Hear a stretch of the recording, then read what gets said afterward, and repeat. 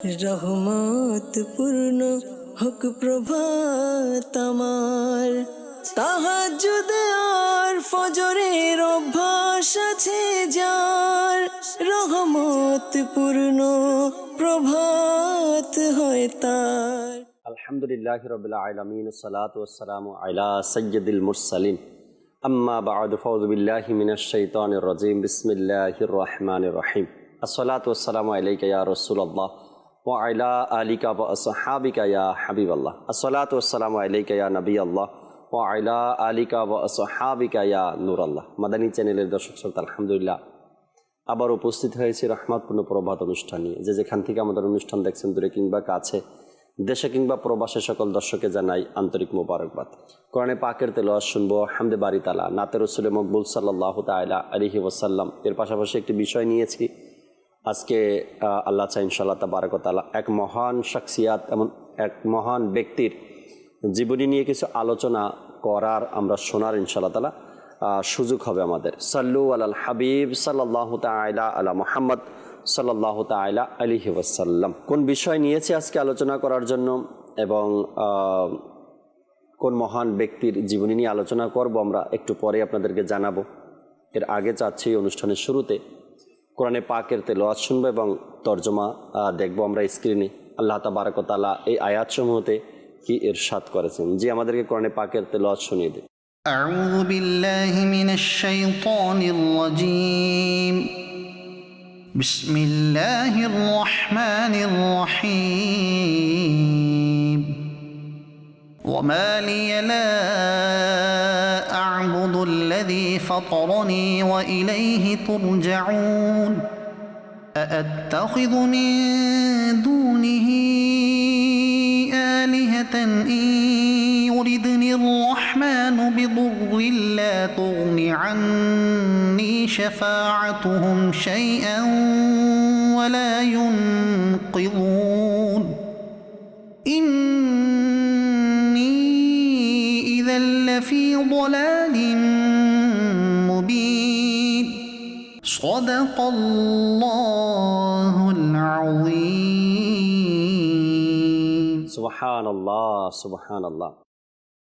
আল্লাহ তাবারক ওয়া তাআলার এই ফরমান, ইরশাদে কারিমা, যখন আমরা কানজুল ঈমান, খাজানুল ইরফান খুলব, আল্লাহ চাই ইনশাআল্লাহ তাবারক ওয়া তাআলা আমাদের আল্লাহ পাকের যে হুকুম আহকামগুলো রয়েছে, অবশ্যই এগুলো তো আমরা অন্তরে ধারণ করতে পারবই, সাথে সাথে ইশকে রসুল অর্জন হবে আমাদের এবং দ্বীনের মুহাব্বত আমাদের অন্তরে অর্জন হবে। দর্শক শ্রোতা, চমৎকার এক বিষয় নিয়েছে আজকে আলোচনা করার জন্য। যেহেতু বাংলার জমিনে যাকে সম্রাট বলা হয় অলিদের, এবং যিনি এই বাংলার জমিনে দ্বীন ইসলামের পতাকা সমুন্নত করেছেন, যিনি আউলিয়া কিরামের নাম নিলেই সর্বপ্রথম যার নাম আমরা উচ্চারণ করি এবং বলেই থাকি আমরা 360 আউলিয়ার এই বাংলাদেশ। এই 360 আউলিয়ার যে ইতিহাস রয়েছে, যে কাফেলা সফর করে বাংলার ভূমিতে এসেছে, এই ঘটনাগুলো প্রায় বছরে আমরা 1-2 বার আলোচনা করে থাকি, শুনে থাকি যখন এই মহান ব্যক্তির উরুস মুবারক এর ডেট চলে আসে। আল্লাহ পাকের অনেক দয়া এহসান যে এই সকল মহান ব্যক্তিদের সদকায়ে আল্লাহ তাবারক ওয়া তাআলা ইমানের মতো দৌলত আমাদেরকে দান করেছেন।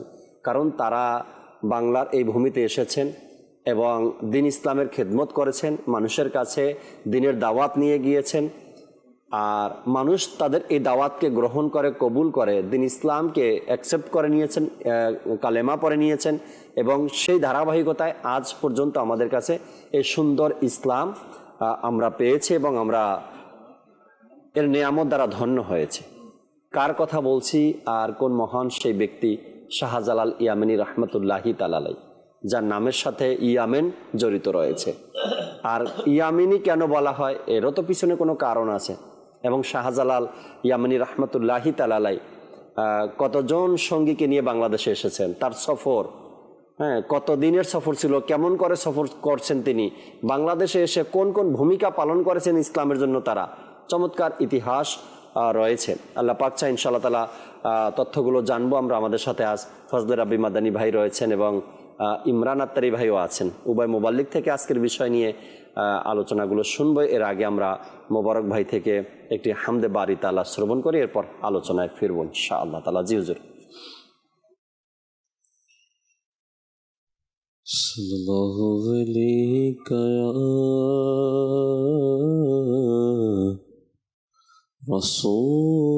রাসূলুল্লাহ ওয়া সাল্লামু আলাইকা ইয়া হাবিবাল্লাহ সাল্লাল্লাহু আলাইকা ইয়া রাসূলুল্লাহ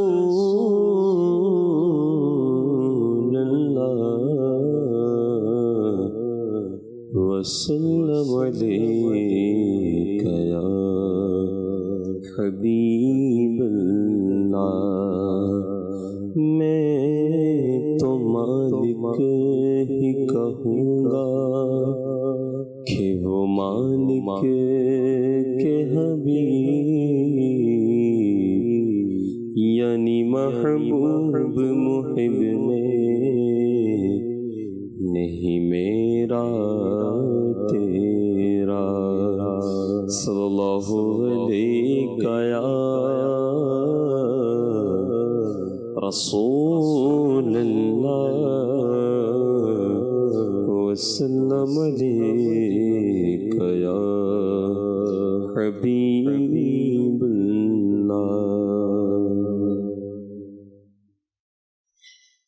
अल्लाहु अल्लाह अल्लाहु अल्लाह अल्लाहु अल्लाह अल्लाहु अल्लाह बोलो अल्लाहु अल्लाह अल्लाहु अल्लाह अल्लाहु अल्लाह अल्लाहु अल्लाह। कहती है ये फूलों की रिदा अल्लाहु अल्लाह, कहती है ये फूलों की रिदा अल्लाहु अल्लाह, कहती है ये फूलों की रिदा अल्लाहु अल्लाह, कहती है ये फूलों की रिदा अल्लाहु अल्लाह। अशजार के पत्तों ने पढ़ा अल्लाहु अल्लाह अल्लाहु अल्लाह अल्लाहु अल्लाह अल्लाहु अल्लाह अल्लाहु अल्लाह। बादल ने आसमां पे लिखा अल्लाहु अल्लाह, बादल ने आसमां पे लिखा अल्लाहु अल्लाह, बादल ने आसमां पे लिखा अल्लाहु अल्लाह, बादल ने आसमां पे लिखा अल्लाहु अल्लाह। पर्वत की कतरों की रिदा अल्लाहु अल्लाह अल्लाहु अल्लाह अल्लाहु अल्लाह, बोलो अल्लाहु अल्लाह अल्लाहु अल्लाह। हो सूराए यासीन के हो सूराए इखलास, हो सूराए यासीन के हो सूराए इखलास, हो सूराए यासीन के हो सूराए इखलास, हो सूराए यासीन के हो सूराए इखलास। कुरान के लफ्ज़ों की सदा अल्लाह हू अल्लाह अल्लाह हू अल्लाह अल्लाह हू अल्लाह अल्लाह हू अल्लाह अल्लाह हू अल्लाह करता है सना तेरी बरसता हुआ पानी करता है सना तेरी बरसता हुआ पानी करता है सना तेरी बरसता हुआ पानी करता है सना तेरी बरसता हुआ पानी दरिया भी है मसरूफ़ सना अल्लाह हो अल्लाह अल्लाह हो अल्लाह अल्लाह हो अल्लाह अल्लाह हो अल्लाह अल्लाह हो अल्लाह बोलो अल्लाह हो अल्लाह अल्लाह हो अल्लाह अल्लाह हो अल्लाह अल्लाह हो সুবহানাল্লাহ। তাবারাক ওয়া তাআলার প্রশংসা হামদে বারি তাআলা শুনতেছিলাম আমরা। আল্লাহ তাআলা এভাবেই নিজের জবানকে আল্লাহ তাআলার শুকরিয়া আদায় করা, আল্লাহ তাআলার প্রশংসা করা, দরুদ ও সালাম পাঠ করতে থাকার তৌফিক আল্লাহ আমাদেরকে দান করুক। দর্শক, বিষয় নিয়েছি শানে আউলিয়া। আর শানে আউলিয়া সকল আউলিয়া ক্রামের যে শান ও মর্যাদা রয়েছে, এর মধ্যে শাহজালাল ইয়ামানি রহমতুল্লাহি তাআলা তারও জীবনী নিয়ে কিছু কথা শুনবো এবং অন্যান্য আউলিয়া ক্রামের ব্যাপারেও কিছু কথা জানার শোনার চেষ্টা করবো। ইমরান ভাই সাথে আছেন। আল্লাহ তাআলার দয়া ইমরান ভাইয়ের অনেকবার শাহজালাল ইয়ামানি রহমতুল্লাহি তাআলার উরুস মুবারকে মাজার শরীফে হাজিরি দেওয়ার সুযোগ হয়েছে। আমি নিজে চোখেও দেখেছি। ইমরান ভাইয়ের সাথে আমারও সফর ছিল। ইমরান ভাই থেকেই শুরু করি। বাংলাদেশের মানুষ ইমরান ভাই এমনিতেও তো পাকভূমি বলা হয় তাদের উসিলাতে, সিলেটকে বিশেষ করে পাকভূমি বলা হয় শাহজালাল ইয়ামানি রহমতুল্লাহি তাআলার সদকাতেই। আর এই বাংলার মানুষ যে এই বরকত পেয়েছে ইমরান ভাই, এর পিছনে এই সকল আউলিয়া কেরামের কোরবানি, তাই না? যেই মানুষ, যেই গোত্র, যেই জাতি, যেই দেশ যে নিয়ামত পেয়েছে কোনো আউলিয়া কেরামের কারণে বা আল্লাহ তাআলার বিশেষ কোনো নেক বান্দার কারণে পেয়েছেন। বাংলাদেশের এই যে একটা সুনাম, এটা যে পাকভূমি সিলেট, শাহজালাল ইয়ামানি রহমতুল্লাহি তাআলার কদমের বরকতেই এই সুনাম অর্জিত হয়েছে। কিছু আলোচনা যদি এদিক নিয়ে করতেন। বিসমিল্লাহির রহমানির রহিম। আজকের আমাদের যদিও আলোচ্য বিষয় হচ্ছে শানে আউলিয়া, কিন্তু এর পিছনে উদ্দেশ্য বাংলার অলিকুলের শিরোমণি হযরতে শাহজালাল মুজাররদ ইয়ামানি রাহমাতুল্লাহি তাআলা আলাইহির পবিত্র আলোচনা। আমার এতটুকু স্মরণ হয় যে মাদানী চ্যানেল বাংলা হওয়ার পূর্ব থেকেও জি আমাদের মাদানী চ্যানেল উর্দুর ট্রান্সমিশনে কিছু বাংলা প্রোগ্রাম ছিল। তখনও কিন্তু এই সময় অর্থাৎ জিলকদ মাসে আপনার মাদানী চ্যানেল বাংলাতেও শাহজালাল ইয়ামানি রহমতুল্লাহি তাআলা আলাইহির কিছু আলোচনা, পর্যালোচনা, কিন্তু বিশেষ করে মাদানী চ্যানেল বাংলা শুরু যখন হয় তখন বাকায়দা এর পুরা ধারাবাহিকতার সাথে এমনও হয়েছে কয়েক বছর পর্যন্ত আমরা পুরো টিম নিয়ে ওখানে চলে গেছি না, রহমতপূর্ণ প্রবাদ করা, সুন্নাতে ভরা বয়ানগুলো সরাসরি দেখা। একবার এমনই ছিল উরুস মোবারকের সময় আমাদের পুরা মাদানী চ্যানেল টিম, আমাদের টিম ছিল সেখানে। সেখানে যতটুকু সম্ভব ছিল আমাদের দ্বারা স্টুডিও তৈরি করা। জি জি কোন একজন ইসলামের বাসায় সম্ভবত এক দুইবার হয়েছে, কারো বাসায়, কারো বাড়িতে এখানে প্রোগ্রাম করার। এটা আলহামদুলিল্লাহ। এর পিছনে কথাটা আমি শুরুতে এই জন্য আনলাম যে দাওয়াত ইসলামী প্রতিষ্ঠাতা শেখ তরিকাত আমির আহলে সুন্নাত হযরত আল্লামা আবু বিলাল মুহাম্মদ ইলিয়াস সাত্তান কাদেরী দাওয়াত বারাকাতুল আলিয়া বলেন, দাওয়াত ইসলামী হচ্ছে ফাইজানে আউলিয়া। সুবহানাল্লাহ। আমরা যদি ইতিহাস দেখি, শাহজালাল ইয়ামানি রহমতুল্লাহ তাআলা আলাইহির যে মানে সুফি হওয়ার জি আপনার সুফিয়ানা যে আন্দাজ যেটা ছিল, অর্থাৎ ইলমে তাসাউফের, অর্থাৎ যেটার মধ্যে আউলিয়া কেরামের যে দর্শনটা যেটা পাওয়া যায়, এটা বংশক্রমেই কিন্তু হজরতে শাহজালাল ইয়ামানি রহমতুল্লাহ তাআলা আলাইহি লাভ করেছেন। এর একটা কারণ হচ্ছে যে ওনার শ্রদ্ধেয় আব্বা যিনি ছিলেন তিনিও বুজুর্গ ছিলেন, এবং উনি ওনার মায়ের দিক থেকে, বিশেষ করে মায়ের দিক থেকে যেহেতু উনি যতটুকু ইতিহাসের মধ্যে পাওয়া যায় তিনি সৈয়দ বংশের ছিলেন আম্মাজানের দিক থেকে, এবং ওনার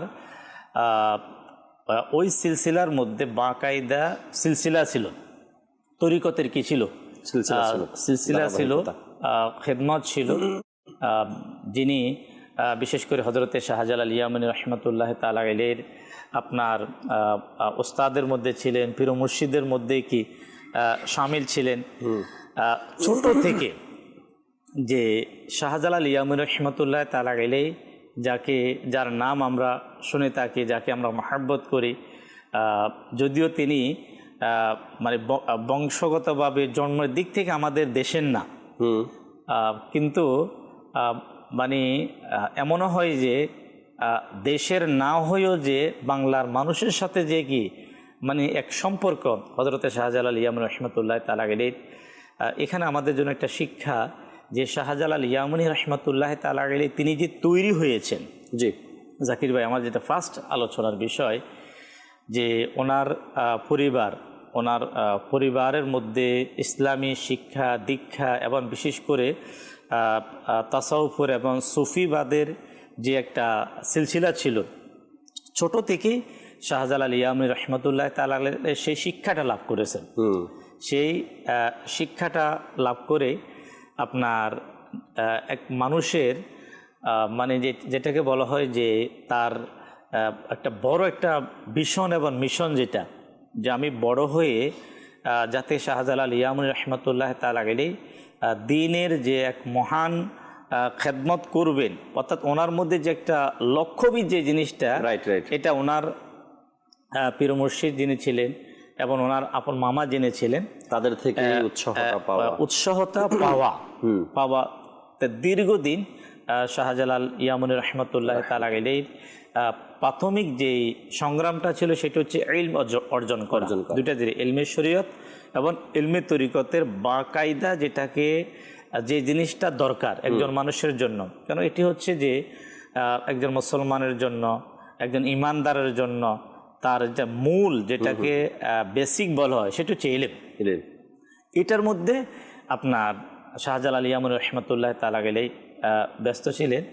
আর বিশেষ করে আসলে হচ্ছে কি, যখন আমরা শুধু শাহজালাল ইয়ামানি রহমতুল্লাহ তাআলা শুধু ছোট্টবেলার জীবনীকে আলোচনা করে তাহলে প্রোগ্রাম শেষ হয়ে যায়। আমরা চাচ্ছি একটু টাচ দেব। যখন শাহজালাল ইয়ামানি রহমতুল্লাহ তাআলা আলাইহি মানে হিন্দুস্তানের যে সফরের যে বিষয়টা আসলো, জি মতান্তরে ওনার স্বপ্ন দেখার অনেকগুলা ঘটনা এসেছে। যাশক তিনি যখন ওনার স্বপ্নটা ব্যক্ত করলেন, তো ওনার স্বপ্নের যে তাবিরটা আসলো ওনার পীর মুর্শিদের পক্ষ থেকে, মামার পক্ষ থেকে, স্বপ্নের তাবিরটা এটাই আসলো যে তোমাকে আরব দেশ ছেড়ে ইসলাম প্রচারের জন্য হিন্দুস্তানে যেতে হবে। ওটার তাবির ছিল এটা। আচ্ছা, ওটাকে তিনি সাথে সাথে গ্রহণ করলেন। একটা হচ্ছে যে আচ্ছা দেখা যাবে, পরিবারকে ছেড়ে যাওয়া, আত্মীয় স্বজনকে ছেড়ে নিজের জন্মস্থানকে, আচ্ছা জন্মস্থান, এর পাশাপাশি যার তত্ত্বাবধানে ইলমে দ্বীন শিখা, যার সোহবতে দীর্ঘদিন থাকা যে পীর মুর্শিদ, যেটা শাহজালাল ইয়ামানি রহমতুল্লাহ তাআলাকে অত্যন্ত ভালোবাসতেন, ওটার পুরো আলোচনা আছে। ওনার সাথে ওনার যিনি যদি ইতিহাসের মধ্যে গুরু লেখা হয়েছে, অর্থাৎ পীর মুর্শিদ যিনি ছিলেন, এমন এক গভীর সম্পর্ক ছিল। কিন্তু কোরবান হয়ে যান হজরতে শাহজালাল ইয়ামানি রহমতুল্লাহ তাআলা আলাইহিকে যখন ওনার স্বপ্নের ব্যাখ্যাটা যখন বলা হলো, যে ব্যাখ্যা হচ্ছে এটাই, তাবির হচ্ছে এটাই, যে ইসলাম প্রচারের লক্ষ্যে হিন্দুস্তানে যেতে হবে, সফর করতে হবে।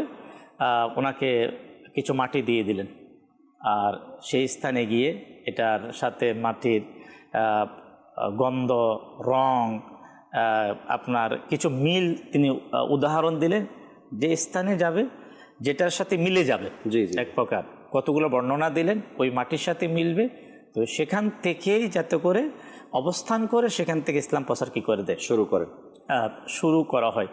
তো এখানে দুইটি দিক, যে শাহজালাল ইয়ামানি রহমতুল্লাহ তাআলা আলাইহি ওনার যে সফর, আচ্ছা এখানে একটা জিনিস জাকির ভাই শিক্ষণীয়, যে তিনি যখন আপন জন্মস্থান ত্যাগ করেন ইসলামের খাতিরে, দিন ইসলামের আল্লাহবন্ত রসুলের মহাব্বতে, কোরআনের মহাব্বতে, ইসলাম প্রচারের লক্ষ্যে যখন তিনি আপন জন্মস্থান ত্যাগ করেন, মতান্তর ওনার যে বয়স উল্লেখ করা হয় কয়েকটি বয়স, এর মধ্যে একটি হচ্ছে 32 বছর 32।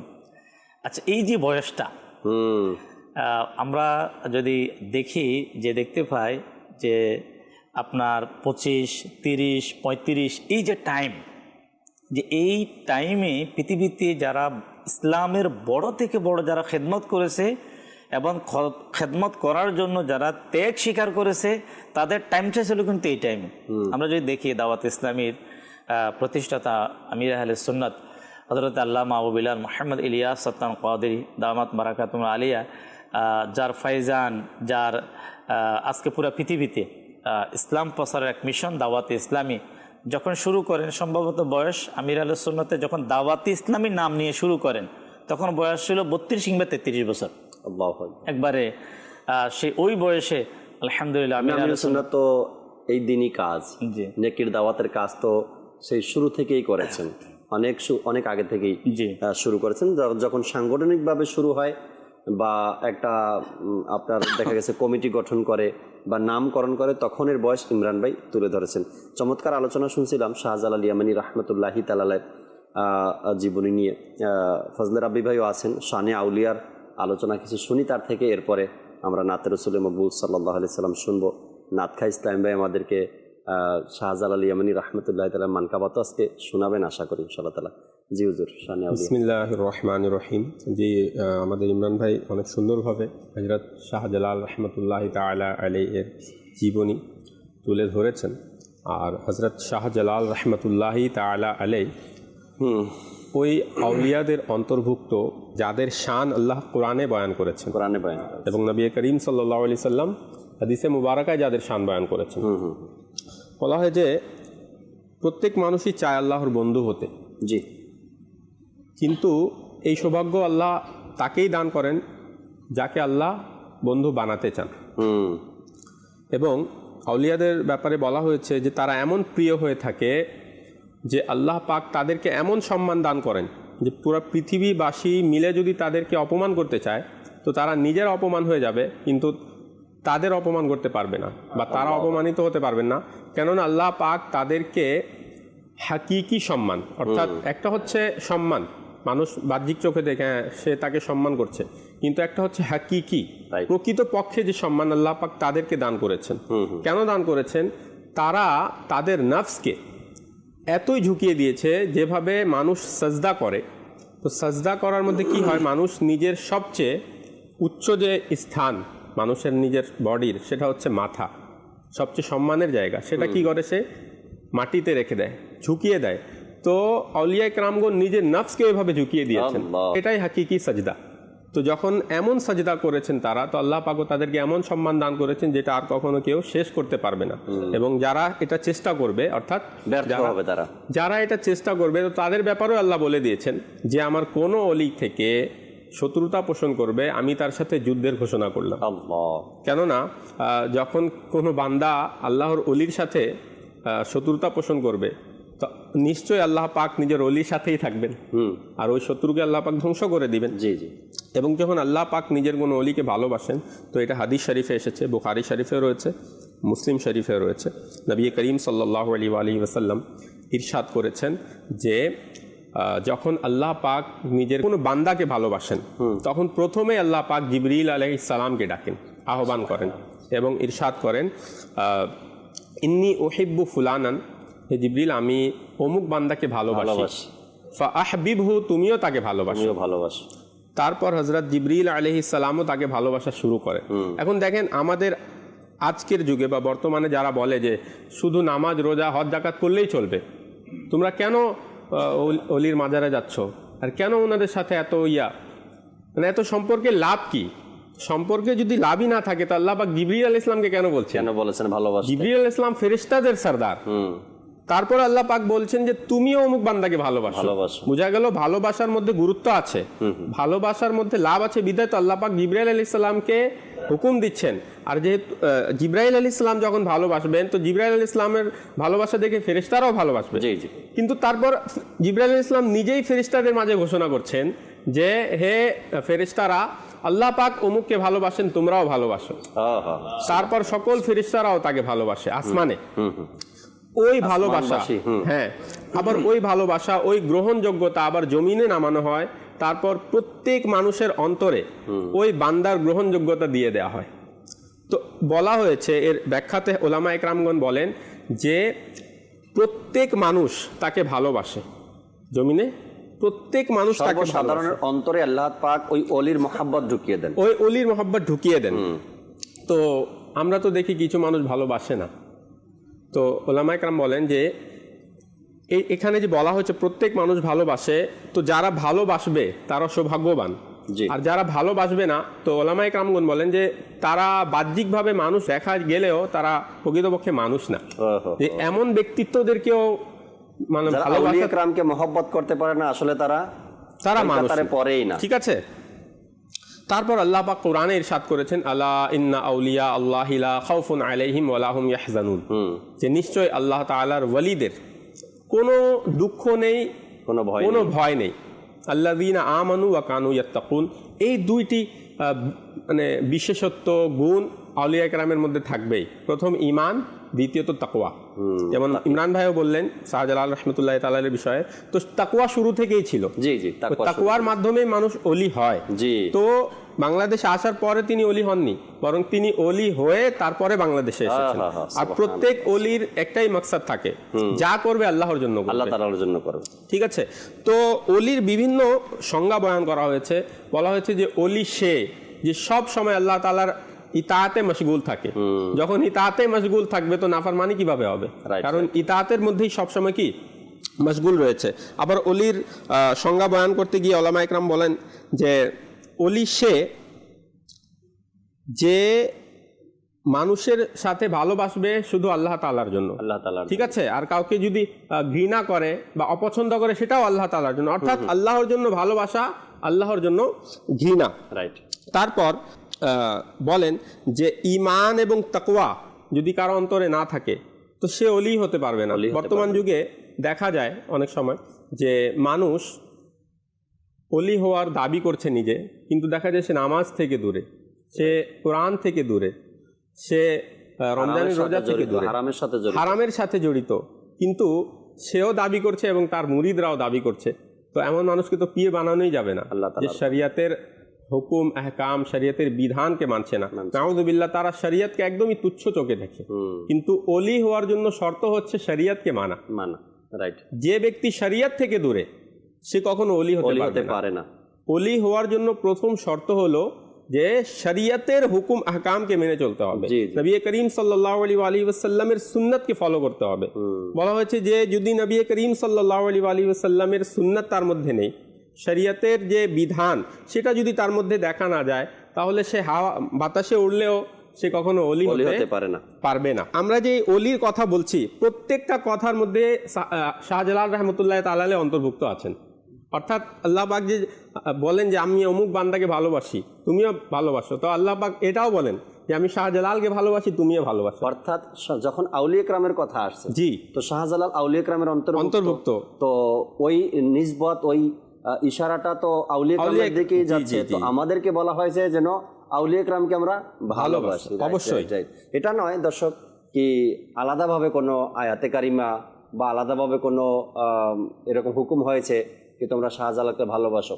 যখন আল্লাহ পাক কোরআনের পাকের মধ্যে বলে দিয়েছেন তোমরা আউলিয়া কেরামকে ভালোবাসো, তার মানে আউলিয়া কেরামের অন্তর্ভুক্ত যারা আছে, শরিয়ত যাদেরকে বলে হ্যাঁ ওলি হওয়ার যোগ্য এই ব্যক্তি, তখন তাকে ভালোবাসা আমাদের দায়িত্ব, যেখানে আল্লাহ পাক হুকুম করেছেন। আমরা একটি নাতে রাসূল মকবুল সাল্লাল্লাহু তাআলা আলাইহি সাল্লাম শুনি অনুষ্ঠানে। এরপর আপনাদের কলগুলো নিব, SMS-গুলো পড়ার চেষ্টা করবেন ইনশাআল্লাহ তাআলা। মোবারক ভাই একটি কালাম যদি আমাদেরকে শোনাতেন।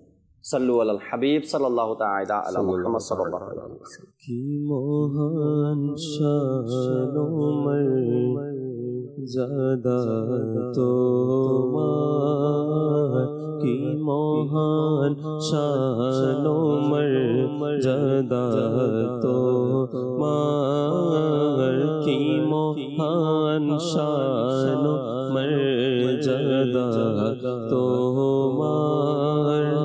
তুমি খোদার হলে খোদা তোমার, তুমি খোদার হলে খোদা তোমার। কি মহান শান মর্যাদা তোমার, কি মহান শান মর্যাদা তোমার। তুমি খোদার হলে খোদা তোমার, তুমি খোদার হলে খোদা তোমার। এ পৃথিবীতে ধনী হোক বা গরীব, এ পৃথিবীতে ধনী হোক বা গরীব, পেয়েছে সকলে দুঃখী না তোমার, পেয়েছে সকলে দুঃখী না তোমার। কি মহান শান মর্যাদা তোমার, কি মহান শান মর্যাদা তোমার। ফিরে যায়নি গরিব খালি হাতে, ফিরে যায়নি গরিব খালি হাতে। প্রিয় নবী ওঢেল খাজানা তোমার, প্রিয় নবী ওঢেল খাজানা তোমার। কি মহান শান মর্যাদা তোমার, কি মহান শান মর্যাদা তোমার। তুমি খোদার হলে খোদা তোমার, তুমি খোদার হলে খোদা তোমার। বাদশার বাদশাহ হয়ে গেল যে, বাদশার বাদশাহ হয়ে গেল সে, যে গোলাম হলো মুস্তাফা তোমার, যে গোলাম হলো মুস্তাফা তোমার, যে গোলাম হলো মুস্তাফা তোমার। কি মহান শান মর্যাদা তোমার, তুমি খোদার হলে খোদা তোমার। সারা পৃথিবী চায় খোদা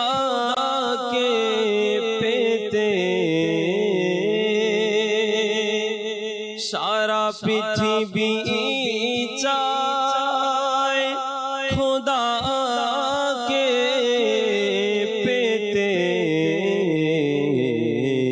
হে নবী চাই তোমায় খোদা তোমার, হে নবী চাই তোমায় খোদা তোমার। কি মহান শান ও মর্যাদা তোমার, কি মহান শান ও মর্যাদা তোমার। তুমি খোদার হলে খোদা তোমার, তুমি খোদার হলে খোদা তোমার। কি মহান শান ও মর্যাদা তোমার।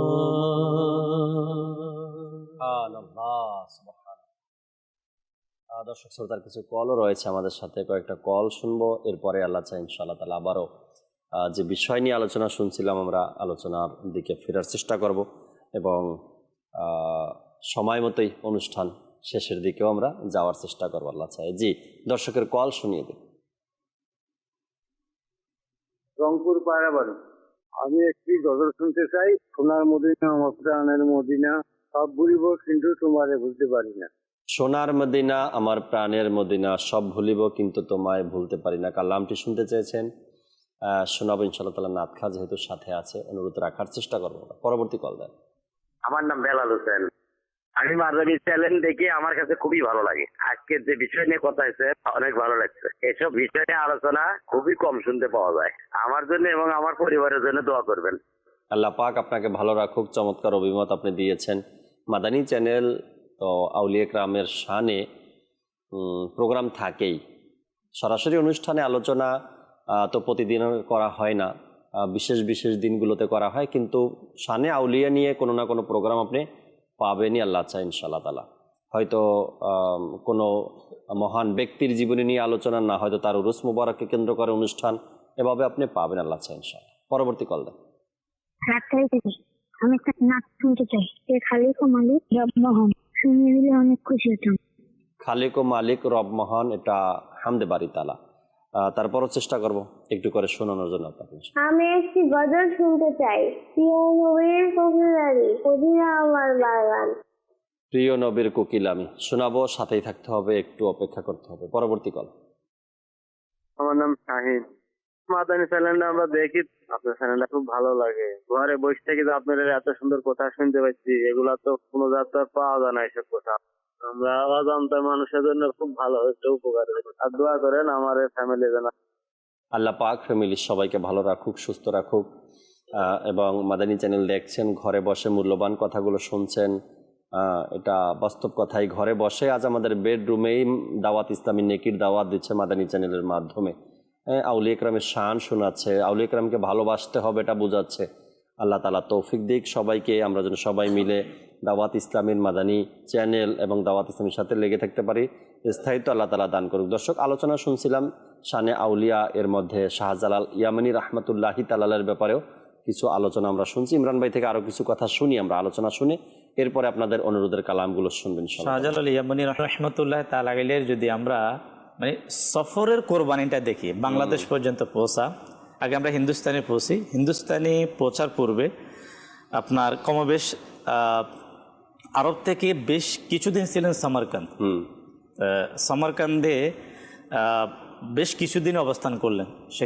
সেখান থেকে যখন সফর রোম, বাগদাদ, ইরাক, ইরান, এরপরে পাঞ্জাব, গুজরাট, আজমির শরীফ এবং হিন্দুস্তানের আরও 2-3টি জায়গা, লাস্ট হচ্ছে দিল্লিতে। জি, এখানে পাওয়া যায় যে তিনি যে স্থানে অবস্থান করেছেন কিছুদিন, কিছু মাস, সেখানে বছর অবস্থান করেছেন, কমবেশ প্রায় 200+ এমন এমন মহান হাস্তি যারা আউলিয়া কেরামের মধ্যে শামিল ছিলেন, তারা প্রথমে ওনার দর্শন লাভ করে মুরিদ হয়েছেন।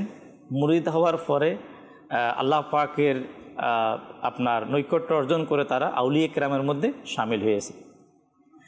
সফর করে যখন হিন্দুস্তানের যেখানে মূল দিল্লিতে এসে ওটা মিলে গেল, যে জিনিসটা ওনার সফরের উদ্দেশ্য ছিল। এখানে একটা ছোট্ট একটা ঘটনা ঘটেছে, অন্যান্য কিতাবের মধ্যে আমি পেয়েছি, আর এটা এখন হয়েই থাকে।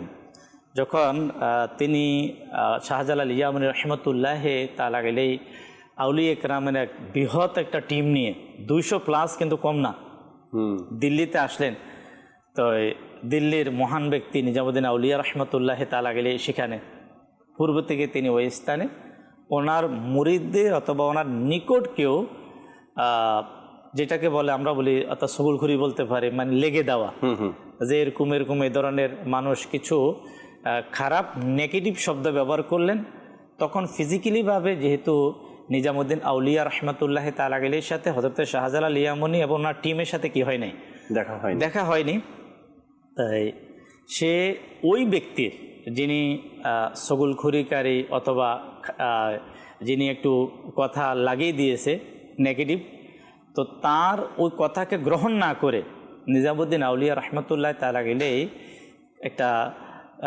বার্তা পাঠালেন, সালাম কি দিলেন, মানে সালাম পাঠিয়ে দিলেন যেটা ওনাদের কাছে পৌঁছানো হোক। তখন শাহজালাল ইয়ামানি রহমতুল্লাহ তাআলা আলাইহি সালামের উত্তরের সাথে মতান্তরে কোন একটা কিছুর মধ্যে বক্সের মধ্যে কিছু উপটুকন সহ আপনার নিজামুদ্দিন আউলিয়া রহমতুল্লাহ তাআলা আলাইহির কাছে যখন পাঠালেন, এই পাঠানোর সাথে সাথে আপনার নিজামুদ্দিন আউলিয়া রহমতুল্লাহ তাআলা আলাইহি শাহজালাল ইয়ামানি রহমতুল্লাহ তাআলা আলাইহি যে মানে আধ্যাত্মিক যে মেন পাওয়ার, এই জিনিসটা কি হয়ে গেল, ক্লিয়ার হয়ে গেছে। ক্লিয়ার বলতে মানে যেটা কানেক্ট বলা হয়, একটা কানেক্টিং হওয়ার আগের অবস্থার পরের অবস্থা কি, যখন ওটা সেখানে পৌঁছার সাথে সাথে নিজামুদ্দিন আউলিয়া রহমতুল্লাহ তাআলা আলাইহি উনি নিজের থেকে স্বেচ্ছায়, একটা হচ্ছে ঢাকা, একটা হলো যাওয়া, নিজামুদ্দিন আউলিয়া রহমতুল্লাহ তাআলা আলাইহি শাহজালাল ইয়ামানি যেখানে অবস্থান করলেন ওনার সফর সঙ্গীদেরকে নিয়ে সেখানে তিনি পৌঁছে গেলেন। সুবহানাল্লাহ। আচ্ছা, যখন সেখানে পৌঁছে গেলেন, তাই যেহেতু উভয় মহান ব্যক্তি, উভয়ের আল্লাহ তাআলার পক্ষ থেকে উভয়জনকে বেলায়েত দেওয়া হয়েছে, উভয়ের ভীষণ মিশন মানে সবই একই, একত্রে অবস্থান করলেন। যখন তিনি দিল্লিতে অবস্থানরত ছিলেন, তো অবস্থানরত থাকা অবস্থায় আপনার বেশ কিছুদিন দীর্ঘ সময়ে আপনার যখন গৌরগোবিন্দের যে ইতিহাসের অর্থাৎ বেশ কয়েকটা একাধিকবার কী হয়েছে, যারা মুসলিম যারা ছিলেন তাদের সাথে আপনার এই সাধারণ যে যুদ্ধগুলো, ধর্মীয় যুদ্ধ লেগে গেছে, যে বিভিন্ন বিষয় নিয়ে, অর্থাৎ যেহেতু গৌরগোবিন্দ সে ইসলামকে অপছন্দ করত, তো এই আপনার এই সকল বিষয়গুলো নিয়ে যখন বারবার হওয়ার মাধ্যমে বিশেষ করে দিল্লিতে অবস্থানরত যারা ছিলেন, বুজুর্গ যারা ছিলেন, উলামা যারা ছিলেন, ইসলামী যারা পণ্ডিত যারা ছিলেন, তাদের কাছে বিষয়গুলো পূর্ব থেকে জানা ছিল যে ওই অঞ্চলে সিলহাট যে জায়গা, তখন তার বাংলাদেশ না, এখান থেকে এই বিষয়গুলা বিভিন্নবার জানা ছিল। ওই সময় যখন শাহজালাল ইয়ামানি রহমতুল্লাহ তাআলা যখন অবস্থানরত ছিলেন, তখনই একটা সিদ্ধান্ত এমন ছিল, আর ওই সিদ্ধান্তকারীদের মধ্যে প্রধান ছিলেন নিজামুদ্দিন আউলিয়া রহমতুল্লাহ তাআলা আলাইহি। সিদ্ধান্ত এটাই হচ্ছে যে সেখানে ইসলামের প্রচার, ইসলামের সৌন্দর্য, ইসলামের বিজয় এর জন্য একটা হচ্ছে যুদ্ধ বাহিনী পাঠানো আলাদা বিষয়, কিন্তু আধ্যাত্মিক লোক দরকার। কি দরকার? যে সুফি লোক প্রয়োজন, আধ্যাত্মিক, যার সফর, যার আগমনে রবের পক্ষ থেকে খাস কি থাকবে, দয়া থাকবে, সাহায্য থাকবে, এমন দরকার। তো আল্লাহ পাকের দয়ায় সেখানে যারাই উপস্থিত ছিলেন তাদের মধ্য থেকে যিনি সিলেক্ট হলেন, যার সফর হওয়ার বিষয়ে সিদ্ধান্ত ফাইনাল হয়েছে, তিনি ছিলেন হযরত শাহজালাল ইয়ামানি রহমতুল্লাহ তাআলা আলাইহি। সেই দিল্লি থেকে নিজামুদ্দিন আউলিয়া রহমতুল্লাহ তাআলা আলাইহি এটার জন্য মাশওয়ারা হয়েছে কিভাবে সফর হবে, সেখানকার অবস্থা কি, কোন অবস্থাতে কি, কোন প্রেক্ষাপটকে নিয়ে অগ্রসর হবে। তো শাহজালাল ইয়ামানি রহমতুল্লাহ তাআলা আলাইহির ত্যাগ দেখুন, দে, যেখান থেকে দীর্ঘ সফর করে উদ্দেশ্য ছিল ওখানে অবস্থান করবে। আর এটি ওনার ইচ্ছা ছিল যে দিল্লির এই স্থানকে তিনি ইসলাম প্রসারের কেন্দ্র হিসাবে কি গ্রহণ করবে। কিন্তু শাহজালাল ইয়ামানী রহমতুল্লাহ তাআলা আলাইহি যখন সিলহাটের বিষয়গুলো যখন উঠে চলে আসলো, এই বিষয়টা পরিস্থিতি যখন চলে আসলো, আর ওনাকেই আপনার প্রস্তাব করা হলো, আর তিনি সেটাকে গ্রহণ করলেন। শেষ পর্যন্ত আবার সফর শুরু করলেন ইসলামের সাথে, কোরআনের স্বার্থে, আপনার আল্লাহ এবং তার রসুলের মহব্বতে সেই স্থান ত্যাগ করে কোথায় চলে আসলেন? সিলেটের দিকে চলে আসলেন। সম্ভবত এবছর তার উরুস মোবারক 707 নম্বর উরুস মোবারক সম্ভবত। হ্যাঁ, তো যদি এটা হয় উরুস মোবারক, তবে সেই 700 বছর পূর্বের সফর এটা। আজকালকের না, 7 বছর 17 বছর আগের না, সেই 700 বছর পূর্বের সফরের ইতিহাস আমরা শুনতেছি আজকে স্টুডিওতে বসেছেন তারা। আচ্ছা, বলছেন ইমরান ভাই, নিজামুদ্দিন আউলিয়া রহমতুল্লাহি তাআলা বলছেন যে ওখানে যেতে হবে বা যাওয়া দরকার, এমন একজন ব্যক্তিকে পাঠানো দরকার। রওনাও হয়ে গেলেন, কি গাড়ি রেডি ছিল যে গাড়িতে উঠছেন এবং বাংলাদেশ পৌঁছে গেছেন, সিলেটে পৌঁছে? এমনটা তো নয় আসলে জাকির ভাই। যদি আমরা সেই দিকে যাই তাহলে ইসলাম যে মানে আমাদের পাওয়া, আমরা পেয়েছি কত সহজ, মানে একটা যে একটা এহসাস যেটাকে বলা হয়, বাংলাতে কি বলেন, অনুগ্রহ, মানে অনুভূতি, অনুগ্রহটা, মানে এটা যদি আমরা তৈরি করতে চাই তো আমাদেরকে বারবার সেখানে যেতে হবে। রাইট। যদি আমরা না যাই, আচ্ছা আসলে তো আমরা অনেক সময় তো শুরুতে যদিও ভালো আমরা সাহাবায়ে কেরামের কোরবানির দিকে যাই, আসলে সাহাবায়ে কেরাম তো অনেক উচ্চ মাকামের। আমরা যদি এই সকল আমাদের বঙ্গভূমিতে যাদের এই পদচরণ হয়েছে, শাহজালাল ইয়ামানী রহমতুল্লাহ তাআলা আলাইহি, তারপরে শাহ আলী বাগদাদী রহমতুল্লাহ তাআলা আলাইহি, খাজা শরফুদ্দীন চিশতি রহমতুল্লাহ তাআলা আলাইহি, শাহ মখদুম রুফুস রহমতুল্লাহ তাআলা আলাইহি, বাগদাদ থেকে যদি শুধু বাংলার মানুষ যদি তাদের যে কোরবানি, তাদের যে সফর এবং ওই সফরের শুধু প্রেক্ষাপটটা, মানে তাদের যে ওই সময়কার প্রেক্ষাপটে ইসলামের জন্য নিজেকে উৎসর্গ করা, নিজের পরিবারকে ত্যাগ করা, তো এর মাধ্যমে যদি আমরা করতে পারি লাভ কি হবে? লাভ এটাই হবে যে ইসলামের মহব্বত আমাদের অন্তরে বাড়বে। আপনি দেখবেন বাংলাদেশের কথা বলি বা আমাদের পার্শ্ববর্তী যে দেশগুলো আছে, এর মধ্যে আউলিয়া কেরামের যে মাজার শরীফ রয়েছে বা তাদের চর্চা হয়, এরকমেরটা খুব কম পাবেন অন্যান্য উপমহাদেশগুলোতে। আমার উপমহাদেশে যেভাবে আউলিয়া কেরামের প্রতি আমরা ধাবিত, মহাব্বত, ভালোবাসা, এটা খুবই কম পাবেন। অনেক মানুষ তো আল্লাহ তাআলার পানা মানে অহংকারের সাথে বলে বা গর্বের সাথে বলে আমাদের সব অঞ্চলে এরকমের নেই। তো আপনাদের বদনসিব না থাকা, তো এটা তো বদনসিব, এটা খুশির কিছু নেই। আমার বাংলার জমিনে যে হাজারো আউলিয়া কেরামের মাজার আছে, আল্লাহ তাআলার দয়ায় এই ভূমি এখনো হিফাজত আছে। আজ আমরা 6 ঋতুর দেশ বলি, এমন দেশ কোথায় পাবেন? আউলিয়া কেরামের সদকায় আমরা পেয়েছি। এটা সত্যি বলছি, আপনি যান, বিশ্বে ভ্রমণ করেন, দেখেন, যতই বড় বড় রাষ্ট্রের নাম শুনেন আর সৌন্দর্যের কথা শুনেন, এই দেশের মতন আপনি কোথাও পাবেন না, এই দেশের মতন পাবেনই না। নিজের দেশের মতো হয়। আল্লাহ তাআলার দয়া, আউলিয়া কেরামের সদকায় এই নিয়ামত আল্লাহ তাআলা আমাদেরকে দান করেছেন। আমরা অনুরোধের কালাম শুনি, এরপরে আসবো ফজলে রাব্বী ভাই আপনার থেকেও আলোচনা ইনশাআল্লাহ তাআলা কিছু শোনার চেষ্টা করব। আর সাথে যদি শাহজালাল ইয়ামানী রাহমাতুল্লাহি তাআলার মানকাবাত মোবারক ভাই আমাদেরকে শুনিয়ে দেয়। জি। সুবহানাল্লাহ সুবহানাল্লাহ সুবহানাল্লাহ সুবহানাল্লাহ সুবহানাল্লাহ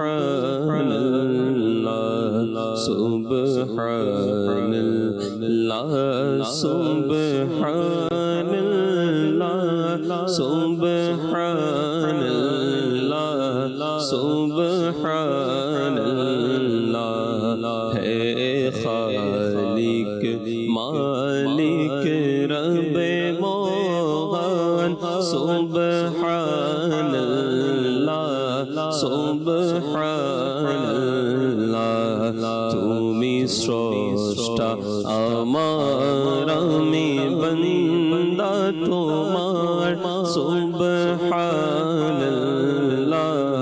সুবহানাল্লাহ সুবহানাল্লাহ সুবহানাল্লাহ মোরা ভিখারি তুমি দাতা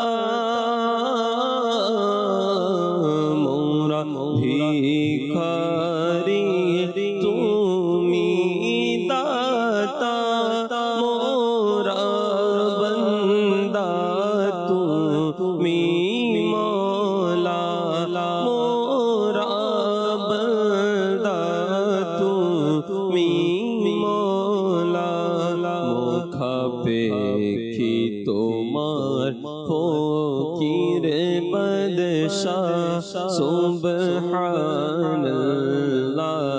সুবহানাল্লাহ সুবহানাল্লাহ সুবহানাল্লাহ সুবহানাল্লাহ সুবহানাল্লাহ হে খালিক মালিক রব মোগান সুবহানাল্লাহ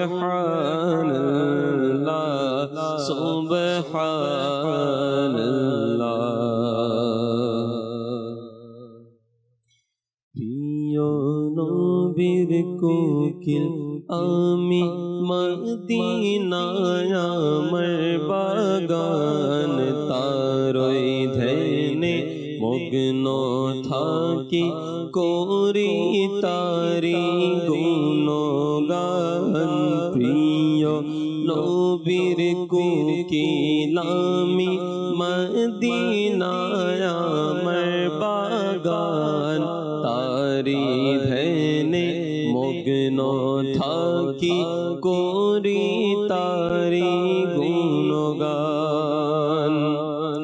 সেই বাগানে দিনে রাতে আসে কত ফেরেশতা সেই বাগানে দিনে রাতে আসে কত ফেরেশতা সেই বাগানে শুয়ে আছেন নবীদের উপদেষ্টা সেই বাগানের জন্য আমি সেই বাগানে দেব প্রাণ তারি ধ্যানে মগ্ন থাকি করি তারি গুণগান প্রিয় নবীর কোকিল আমি মদিনায় আমার বাগান তারি ধ্যানে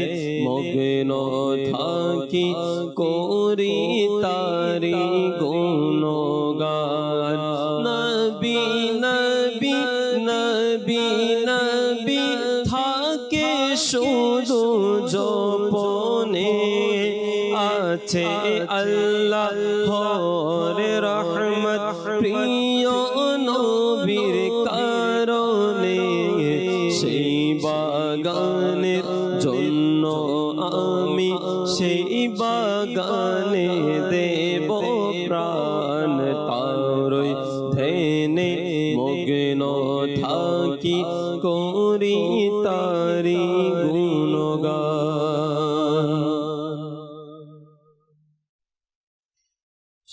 শাহজালাল জিন্দাবাদ শাহজালাল জিন্দাবাদ শাহজালাল জিন্দাবাদ শাহজালাল জিন্দাবাদ গরিব আমির কোটিপতি আসে তোমার দরবারে গরিব আমির কোটিপতি আসে তোমার দরবারে क्यों फिरे ना खाली हाथे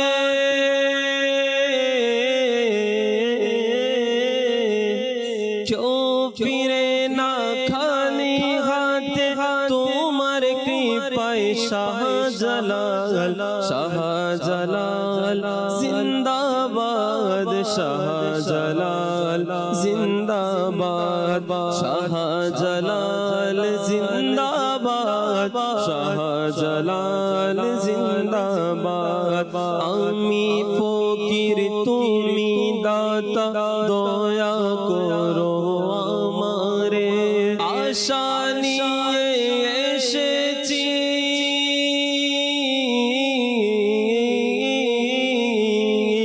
आशा निये एसेছি তোমার দরগায় শাহজালাল শাহজালাল জিন্দাবাদ শাহজালাল জিন্দাবাদ শাহজালাল জিন্দাবাদ শাহজালাল জিন্দাবাদ জিন্দাবাদ সিলেটের পুণ্য ভূমিতে বাদশাহ তুমি আছো শুয়ে সিলেটের পুণ্য ভূমিতে বাদশাহ তুমি আছো শুয়ে ধন্য মোরা এই মাটিতে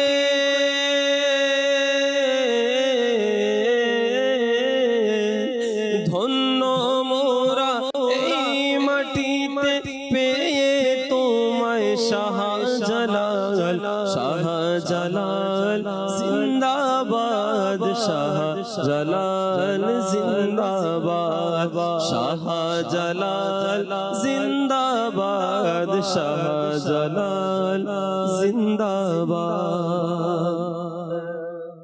সুবহানাল্লাহ সুবহানাল্লাহ। শাহজালাল ইয়ামানি রহমতুল্লাহি তাআলার আলোচনাও হচ্ছে, মানকাবাতও শুনছি, আল্লাহ পাক কবুল করনিক। ইমরান ভাই থেকে আরও কিছু শুনবো, ফজল রাব্বি ভাই থেকে শুনে নিই। শেষ আপনার সফর তো রয়ে গেছে, শাহজালাল ইয়ামানি রহমতুল্লাহি তাআলার সফরের ধারাবাহিকতা। ফজল রাব্বি ভাই যদি কিছু শেয়ার করতেন। আর জাকির ভাই, প্রথমত আমাদেরকে এই আকীদা রাখতে হবে যে বিলায়াত এটা সত্য, ঠিক আছে। আর বিলায়াত অর্থাৎ এই যে আল্লাহ তাআলার নৈকট্য, এটা হচ্ছে সত্য, আর কিয়ামত পর্যন্ত ওলি হতেই থাকবে। জি জি। কেননা নবুয়াতের দরজা বন্ধ হয়ে গেছে, কিন্তু ভিলায়াতের দরজা, ওলি হওয়ার দরজা বন্ধ হয়নি। নবী করিম সাল্লাল্লাহু আলাইহি সাল্লামের উম্মতের মধ্যে কিয়ামত পর্যন্ত ওলি হতে থাকবে, এবং অন্য অন্য উম্মতের তুলনায় অর্থাৎ পূর্ববর্তী উম্মতের তুলনায় এই উম্মতের মধ্যে ওলিও বেশি এবং তাদের মর্যাদাও বেশি। তারপর প্রত্যেক যুগে এমন না যে একজনই ওলি থাকবে, বরং এক যুগে অসংখ্য আউলিয়া ইকরাম আসতে পারে। যেমন শাহজালাল রাহমাতুল্লাহি তাআলা এত আউলিয়া ইকরামের সাথে বাংলাদেশে তাশরিফ আনলেন। তারপর আমাদেরকে এটাও জানতে হবে যে আউলিয়া উল্লাহ এক জিনিস, আর আউলিয়া মিন দুনিল্লাহ আরেক জিনিস। অনেকে আছে না যে আল্লাহর তুলনায় তাদেরকে খাড়া করে, মানে আল্লাহকে ছেড়ে তাদেরকে মানছো না। আউলিয়া মিন দুনিল্লাহ যেটা কোরআনে বলা হয়েছে, সেটা হচ্ছে আল্লাহর শত্রুরা। আউলিয়া মিন দুনিল্লাহ অর্থাৎ অমুসলিমরা যাদের ইবাদত করে, আল্লাহকে সম্মান করে, সেটাকে বলা হয়েছে আউলিয়া মিন দুনিল্লাহ। আর একটা হচ্ছে আউলিয়া উল্লাহ। এই আউলিয়া উল্লাহকে মানুষ ভালোবাসে আল্লাহর জন্য, বরং এই আউলিয়া উল্লাহকে মানুষ ভালোবাসলে আল্লাহ তাআলার ভালোবাসা তাদের মাধ্যমেই পাওয়া যায়। বরং আমরা এটাও বলতে পারি যে তাদের সাথে থাকলে জান্নাতের পথ সহজ হয়ে যাবে। ঠিক আছে। তারপর আউলিয়া ইকরাম এর মধ্যে কোনো মখলুকের ভয় থাকে না, শুধুমাত্র আল্লাহ তাআলার ভয় থাকে। আরেকটা কথা যে আল্লাহ পাক যে নিজের ওলি আল্লাহ তাআলা যে বানান, তো এখানে কোনো বংশ এবং কোনো গোত্রের সাথে এটা নির্দিষ্ট নয় যে অমুক গোত্র থেকে আসে। হ্যাঁ, যে কোনো বংশে এবং যে কোনো গোত্র থেকে আল্লাহ তাআলা নিজের ওলি বানাতে পারেন, কারণ আল্লাহ তাআলার রহমত কোনো বংশের সাথে নির্দিষ্ট নয়, কোনো গোত্রের সাথে নির্দিষ্ট নয়।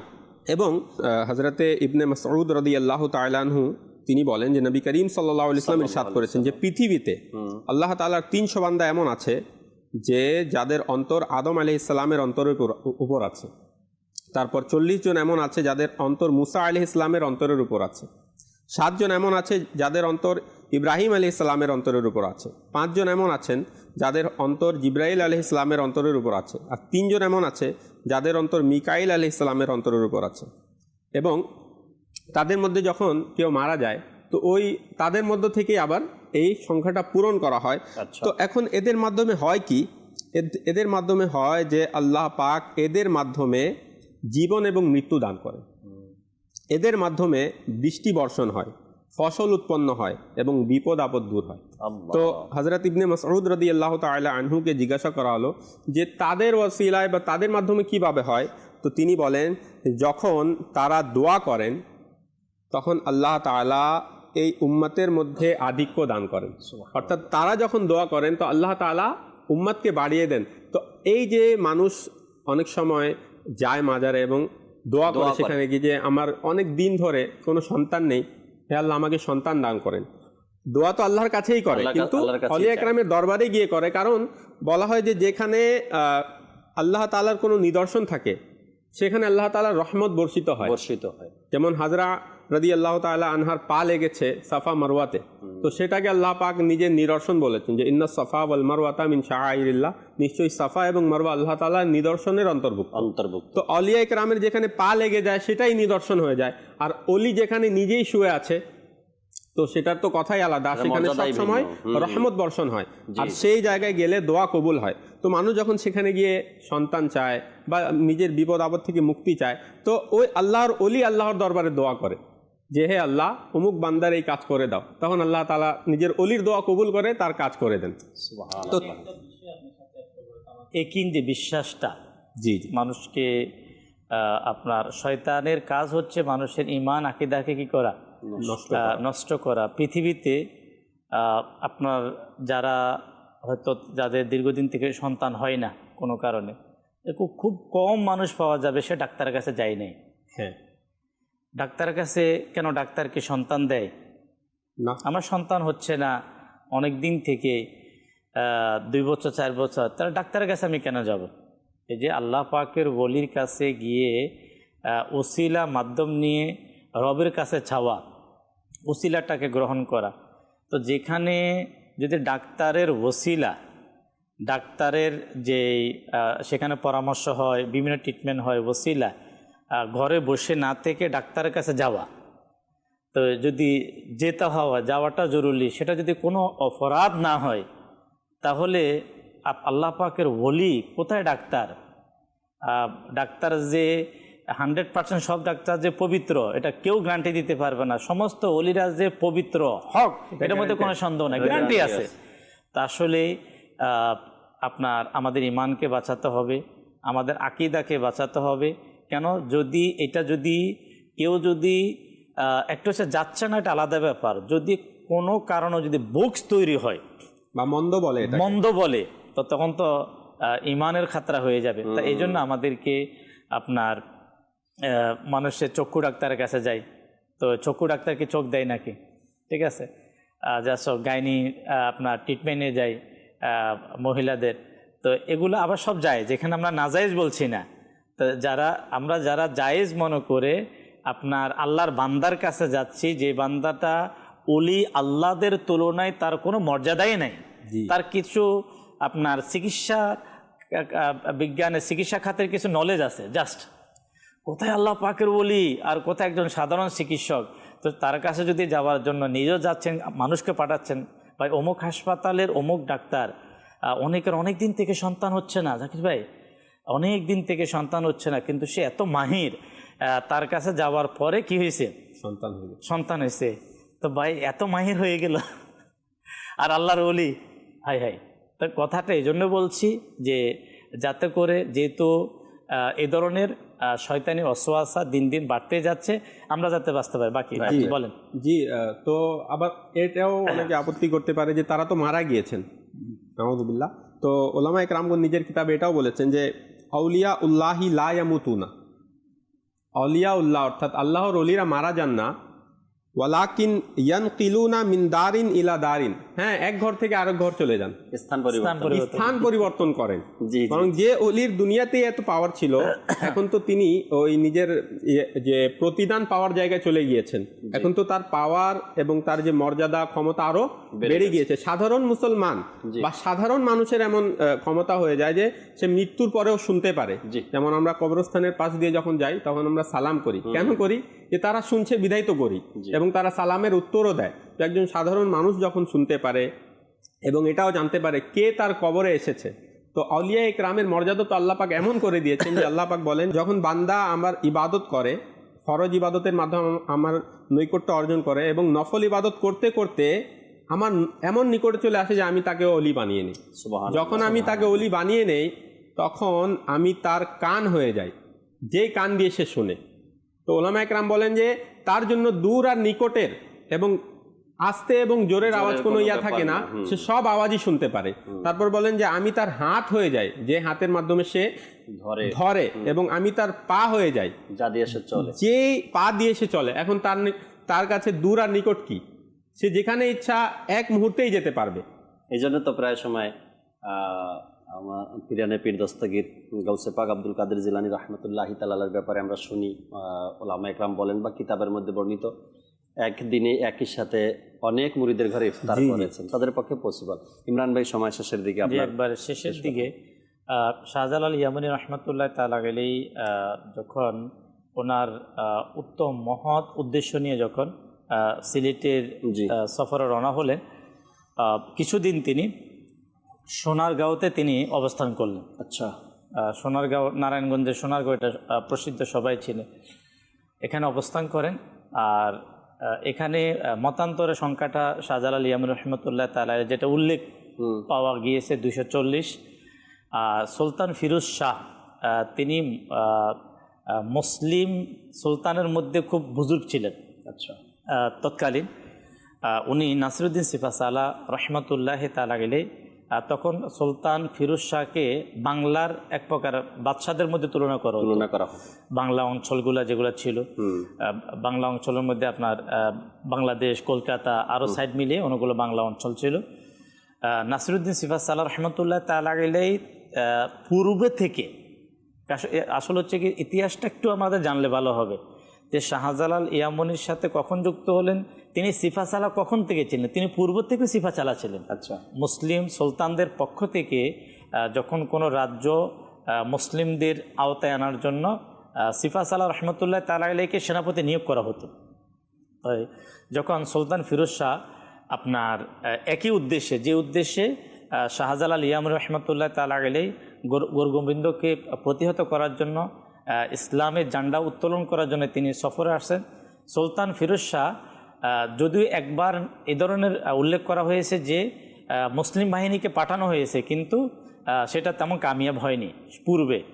তো নেক্সট দ্বিতীয় সফরে আপনার নাসিরউদ্দিন সিফাসালা রহমতুল্লাহ তাআলা আলাইহিকে যখন ওই উদ্দেশ্যে পাঠানো হচ্ছে, একদিকে শাহজালাল ইয়ামানির আগমন ওই উদ্দেশ্যে, অন্যদিকে নাসিরউদ্দিন সিফাসালা রহমতুল্লাহ তাআলা আলাইহির মতান্তরে 120 আর 240 360 হয় এ ধরনের সফরে এসে দুইজনে মহান আউলিয়া একরাম আপনার এই সোনারগাঁওতে এখানে যখন অবস্থান করেন, কিছুদিন অবস্থান করে এখানেও পরামর্শ পর্যালোচনা, শাহজালাল ইয়ামানী রহমতুল্লাহ তাআলা আলাইহির নিগরানিতে, সভাপতিত্বে প্রধান হয়ে নাসিরউদ্দিন সিফাসালা, যেহেতু আগে থেকেও তিনি সিফাসালার ছিলেন প্রধান সেনাপতি, তো ওনাকে উভয় টিমের সেনাপতি হিসাবে কি করা বানিয়ে দেওয়া হলো, সিফাসালার বানিয়ে সফর শুরু হলো। আচ্ছা, সফর ইতিহাস তো বিশাল বড়। আপনার এই কিছুদিন অবস্থান শুরু করলেন, যে চেষ্টা হচ্ছে গোরগোবিন্দ যে পাশে ছিল সুরমা নদীর অপর প্রান্তে, এই পাশ যেটাকে সুরমার এলাকা যেটাকে বলেন, এপারে যে অঞ্চলটা, সেখান থেকে তার বিভিন্ন প্রকারের গোরগোবিন্দের পক্ষ থেকে আপনার চক্রান্ত ছিল, বিভিন্ন ধরনের সৈন্যবাহিনী বসিয়ে রাখা হলো, তারপরে শেষ পর্যন্ত আক্রমণও করা হয়েছে, যাতে করে কোনো প্রকারে যাতে গোরগোবিন্দের কাছ পর্যন্ত ওখানে পুষতে না পারে, এটা তার ইয়ে ছিল। শেষ পর্যন্ত সেখানকার যেটাকে আপনার কি বলে কিস্তি, নৌকা, যা সেগুলোকে উঠিয়ে নেওয়া হয়েছে। তাদের পাওয়ার ছিল নৌকা, স্টিমার, এগুলো। তো আল্লাহর ওলিদের পাওয়ার তো জানা না, যে সমস্ত নৌকাকে যদি উঠিয়ে নেওয়া হয় তারপরও কিন্তু ওনাদের কাছে নদী পার হয়ে যাবেন, পার হওয়া যাবে, সেটাই হয়েছে শেষ পর্যন্ত। এই টেস্টটা সবাই জানে। তারপরে আমরা একটু আলোচনা হচ্ছে আসলে বরকত, আল্লাহ পাকের দরবারে শুকরিয়া আদায় করা, যে মহান ওলি এই দেশে ইসলাম প্রচার করেছে, ওই ওলির আলোচনা যে আমরা করতে, আমি শেষ করে দিচ্ছি, ওই ওলির আলোচনা যে আমরা করতে পারছি অথবা শুনতে পাচ্ছি, যখন প্রবেশ করার পরে কিন্তু সে মুহূর্তের মধ্যে সে আত্মগোপনে, সে কিন্তু আর একদিনও কি করে নাই, প্রকাশ্যে থাকে না, সে প্রকাশ্যে থাকতে পারে নাই। সেটা তার আত্মগোপনটা কীভাবে হয়েছে, এদের উপর একটা ইতিহাস আছে। যে জিনিসটা চমৎকার, সেটা সেখানে শাহজালাল ইয়ামানী রহমতুল্লাহ তাআলা আলাইহি তো তার মেন যেটাকে রাজবাড়ি, যেটা শুরুতে গিয়ে সেটাই দখল করছে। সে তো এর আগে সে পালিয়েছে আত্মগোপন সেটাতে। তো যে কাজ দিয়ে সূচনা করেছেন সেটাই ছিল আলহামদুলিল্লাহ বড় চমৎকার। আর মুসলমানদেরকে ইসলামী ব্যক্তিত্ব যেটার মাধ্যমে ইসলামকে আলোকিত করেছে, সেটাকে আমাদেরকে গ্রহণ করা উচিত। সেটা হচ্ছে শাহজালাল ইয়ামানী রহমতুল্লাহ তাআলা আলাইহি বল, যে আমাদেরকে এখানে আল্লাহ এবং তার রসুলের নামের ধ্বনি আমাদেরকে উচ্চারণ করতে হবে। আজান দিয়ে শুরু হয়েছে। আর আজান এর প্রসিদ্ধ যেটাই আমরা পেয়েছি, নাসিরউদ্দিন সিফাসালা রহমতুল্লাহ তাআলা আলাইহি আজান তাই আসলে যে আমরা যদি দেখি যে ইসলামের যে সবচাইতে যে বড় পাওয়ার যেটা, সেটা হচ্ছে আল্লাহ এবং তার রসুলের মহাব্বত। আসলে সফর শাহজালাল ইয়ামানী রহমতুল্লাহ তাআলা আলাইহি সহ আউলিয়া কেরামের যে ত্যাগগুলা, ওনাদের যে কষ্ট, পরিশ্রম, ত্যাগ ইসলাম প্রচারের জন্য, এই বিষয়গুলো যদি আমরা নিজেদের মধ্যে, আমাদের পরিবারের মধ্যে, আমাদের হয়তো খুব সন্তানদের সামনে আলোচনা করা এবং জীবনীগুলো অধ্যয়ন করা, হয়তো খুব কম ফ্যামিলি এমন পাওয়া যাবে যে শাহজালাল ইয়ামানী রহমতুল্লাহ তাআলা আলাইহি জীবনীটা তার ঘরে আলোচনা হয়, তার সন্তানদের মধ্যে আলোচনা হয়, তার পরিবেশের মধ্যে আলোচনা, যে আমাদের ইতিহাস কি, আমাদের এই বাংলাদেশে যদি আমরা, আচ্ছা এর পূর্বেরও কিন্তু ইতিহাস আছে। এটা তো শাহজালাল ইয়ামানী রহমতুল্লাহ তাআলা, আপনার যদি আপনার যে আল্লাহর ওলির মাজার মুন্সিগঞ্জে বাবা আদম শাহ রহমতুল্লাহ তাআলা আলাইহির যে ইতিহাসটা এত মানে ডিপলি, একটা প্রাচীন, অনেক পুরানো, এত প্রাচীন পুরানো ছিল, অনেক করুণ এক ইতিহাস। আসলে এই কারণে মনে হয় যে ওলি আল্লাহর বাংলাদেশ, যে মানে বাংলাদেশের একটা লকব।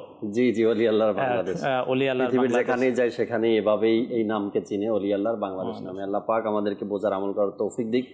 আগামী পর্বে আবার ইনশাআল্লাহ তাআলা নতুন কোনো বিষয় নিয়ে উপস্থিত হব। ততক্ষণ মাদানী চ্যানেলের সাথেই থাকুন। আসুন আমরা দাঁড়িয়ে সালাতু সালাম পাঠ করি। ইয়া নবী সালাম আলাইকা, ইয়া রাসূল সালাম আলাইকা, ইয়া হাবিব সালাম আলাইকা, সালাওয়াতুল্লাহ আলাইকা। আমায় কাছে ডেকে নাও না, মদনী মদিনে ওয়ালে, প্রেমের সুধা পান করাও না, মদনী মদিনে ওয়ালে। ইয়া নবী সালাম আলাইকা, ইয়া রাসূল সালাম আলাইকা, ইয়া হাবিব সালাম আলাইকা, সালাওয়াতুল্লাহ আলাইকা। যখন হবে তোমার দিদার, তখনই হবে আমার, আমার স্বপ্নে এসো না, মদনী মদিনে ওয়ালে। ইয়া নবী সালাম আলাইকা, ইয়া রাসূল সালাম আলাইকা, ইয়া হাবিব সালাম আলাইকা, সালাওয়াতুল্লাহ আলাইকা। আসসালামু আলাইকা ইয়া রাসূলুল্লাহ, আসসালাতু ওয়াসসালামু আলাইকা ইয়া হাবিবাল্লাহ। সুবহানাকা আল্লাহুম্মা ওয়া বিহামদিকা লা ইলাহা ইল্লা আনতা আস্তাগফিরুকা ওয়া আতুবু ইলাইক। সুবহানাকা আল্লাহুম্মা ওয়া বিহামদিকা লা ইলাহা ইল্লা আনতা আস্তাগফিরুকা ওয়া আতুবু ইলাইক। সুবহানাকা আল্লাহুম্মা ওয়া বিহামদিকা লা ইলাহা ইল্লা আনতা আস্তাগফিরুকা ওয়া আতুবু ইলাইক। আসসালাতু ওয়াসসালামু আলাইকা ইয়া নবিয়াল্লাহ ওয়া আলা আলিকা ওয়া আসহাবিকা ইয়া নূরাল্লাহ। লা ইলাহা ইল্লাল্লাহু মুহাম্মাদুর রাসূলুল্লাহ সাল্লাল্লাহু আলাইহি। রহমত পূর্ণ হোক প্রভাত আমার, তাহাজ্জুদ আর ফজরের অভ্যাস আছে যার, রহমত পূর্ণ প্রভাত হয় তার।